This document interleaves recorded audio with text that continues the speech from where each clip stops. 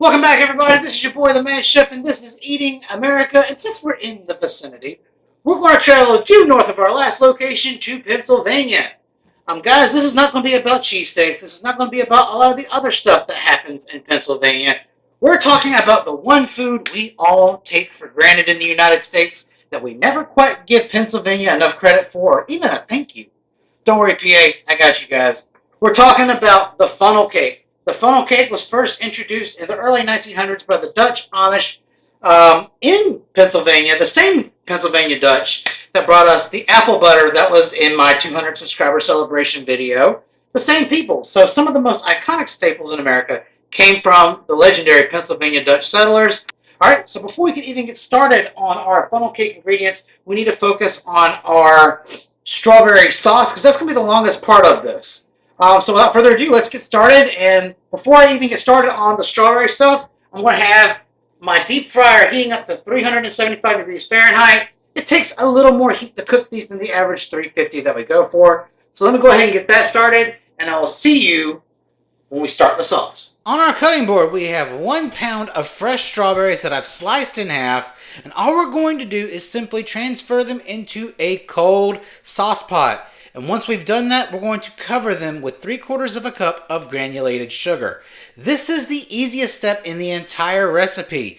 And once we've done that, we're going to mix everything together, making sure that we have completely encrusted those strawberries in the sugar. And we're going to set them aside so they can macerate. Get your minds out of the gutter, guys. It's not what it sounds like. And we're going to leave them alone, just like this, for about 10 to 15 minutes. And while that's happening, we're going to start working on our batter. So in this bowl, we have 2 cups of all-purpose flour, and we're going to go ahead and add in the rest of our dry ingredients.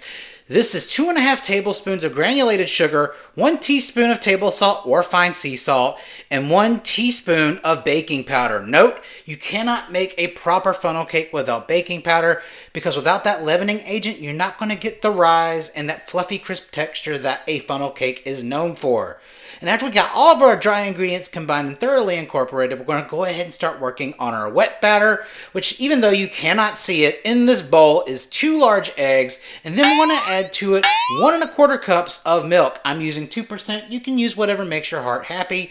And then we're going to mix everything together until it's nice and homogeneous. And this is an extra step to level up your funnel cake game. We're just going to be adding in 1 teaspoon of real vanilla extract. To me, this is the difference between having a good funnel cake and a great one. That extra flavor does make a difference. So once we have our nice wet stuff put together, we're going to slowly start introducing the wet batter to the dry, because you do not want to add all of your liquid at once, because your batter will seize and you'll have to throw it out and start all over again. So to prevent any future tragedies, we're going to slowly add this in batches while whisking constantly until we've used everything up and we have a nice smooth batter that looks like this. And once everything is all said and done, we need to talk about the vehicle that transports this into the fryer, which today is this squirt bottle. If you go this route, please be sure to find a bottle with a wide tip spout. If not, or your store's out like mine was, you can use a regular bottle. Just make sure you cut the tip down until you have an opening that's approximately 1/2 inch to 3/4 inch wide,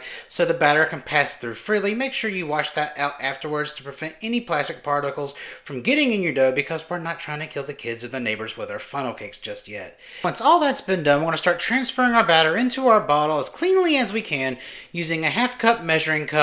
And don't worry if you lose some batter along the way. One of these bottles filled completely like this will make about 4 very satisfying funnel cakes. Now we're going to put all this to the side, and we're going to walk in on our lonely strawberries who've been macerating in the corner for close to 20 minutes and start working on our sauce. And after 20 minutes, as you can see, these strawberries are beautifully broken down and juicy.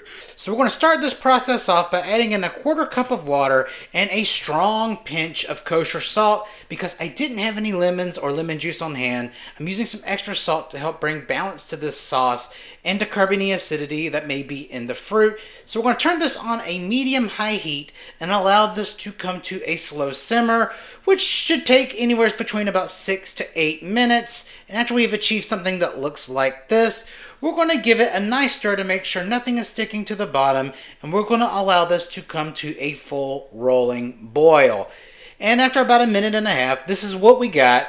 So after we stir everything a couple times to make sure nothing is burning, because this is a lot of sugar and it will turn on you on a dime and burn, we are going to go in with our cornstarch slurry that consists of 2 teaspoons of cornstarch and 2 tablespoons of water combined.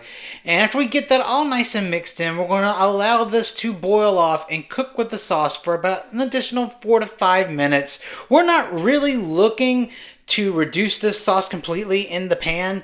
We're just looking for a lot of nice thickening to happen, and once we have something that's thickened up and looks like this, we're going to transfer it to a bowl where it's going to continue to thicken and settle. After we do that, we're going to lay a piece of plastic wrap directly on the sauce to prevent a skin from forming, and we're going to put this bad boy in the fridge to chill while we start working on our funnel cakes.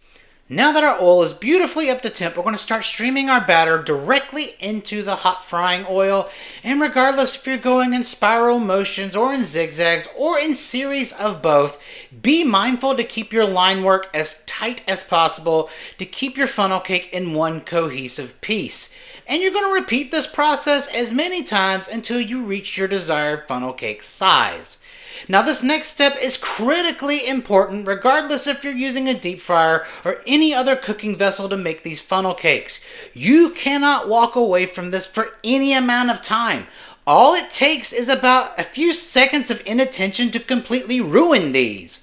So for me, I started noticing some golden brown development on the sides around 30 seconds in. So I went to investigate and determined that it was not yet ready to be moved. And you'll determine this when you go to check yours out. When you go to touch them, if they start to lose their shape or cave in at the slightest amount of pressure, they are not ready. So keep in mind, these can be completely golden brown and soggy. Only whenever you're able to put your tongs or turning device of choice underneath the cake and can move it without it losing its shape, only then can you turn it. So keep in mind, this happens really quickly. It only took like a total of 11 seconds from when I first checked it to be able to flip it. And mine kind of cooked a little quicker than anticipated because I was not able to cut down the nozzle of my squirt bottle as far as I needed to because my good kitchen shears went missing suddenly.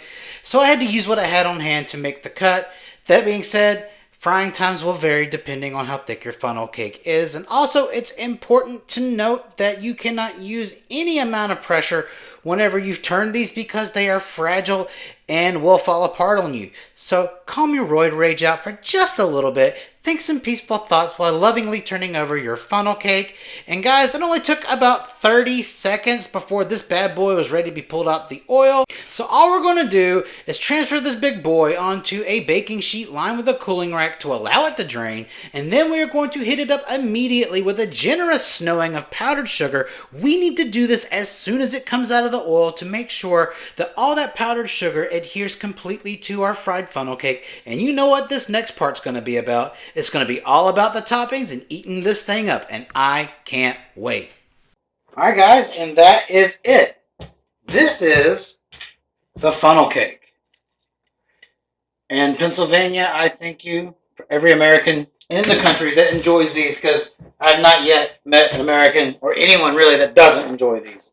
So this is perfectly, fine to eat as is. This is just a traditional, nothing fancy, just some powdered sugar and a fried funnel cake. But because we have it, why not? A little bit of whipped cream and this beautiful strawberry sauce. This would be a little bit better if it was colder, but I can already tell it's thickening up. All right, and then just a little of that. Not a lot. You tell me that doesn't look phenomenal. There is something wrong with you. It's a crispy boy.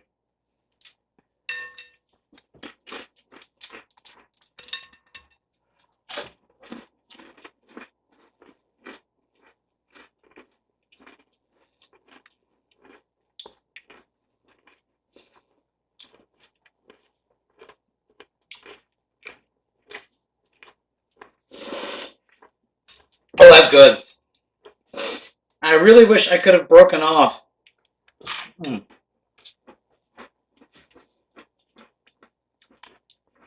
That squirt bottle a little bit wider. But I do miss some of that cakey, soft inside that I expect from a funnel cake. But this crunchy version is not bad either. Loads of texture.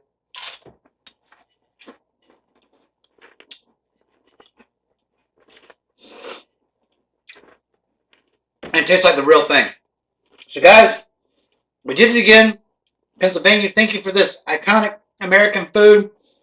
And guys, next time will be the season finale of Eating America. We're going to do it up. We're going to do it big. And guys, as always, if there's anywhere else you want me to hit in the United States and a certain food you would like me to make, just comment them down below. If we make your request, your name will be in the title. Until next time, this is your boy, the Mad Chef. Have a great night and enjoy some funnel cake.